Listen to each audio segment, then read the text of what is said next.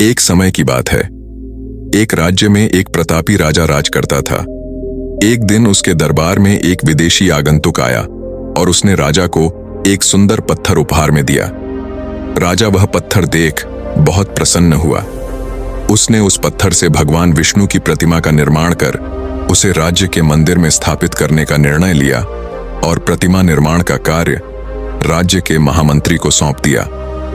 महामंत्री गांव के सर्वश्रेष्ठ मूर्तिकार के पास गया और उसे वह पत्थर देते हुए बोला, महाराज मंदिर में भगवान विष्णु की प्रतिमा स्थापित करना चाहते हैं। 7 दिवस के भीतर इस पत्थर से भगवान विष्णु की प्रतिमा तैयार कर राजमहल पहुंचा देना।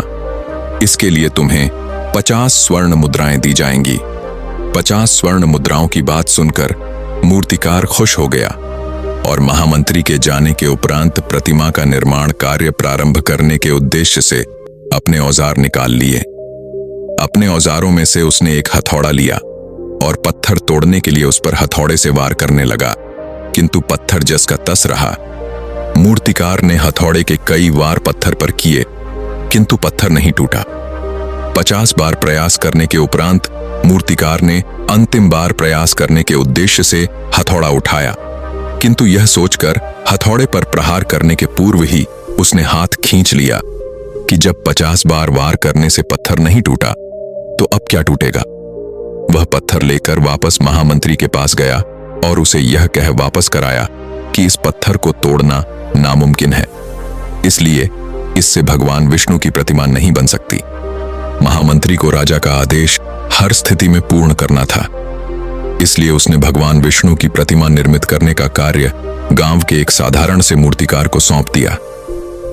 पत्थर लेकर मूर्तिकार ने महामंत्री के सामने ही उस पर हथौड़े से प्रहार किया और वह पत्थर एक बार में ही टूट गया।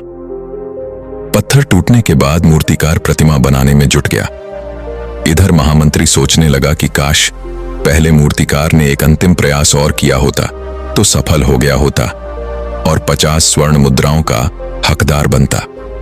मित्रों, हम भी अपने जीवन में ऐसी परिस्थितियों से दो चार होते रहते हैं।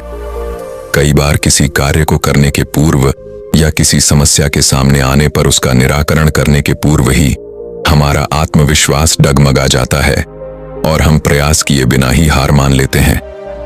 कई बार हम 1-2 प्रयास में असफलता मिलने पर आगे प्रयास करना छोड़ देते हैं, जबकि हो सकता है कि कुछ प्रयास और करने पर कार्य पूर्ण हो जाता या समस्या का समाधान हो जाता।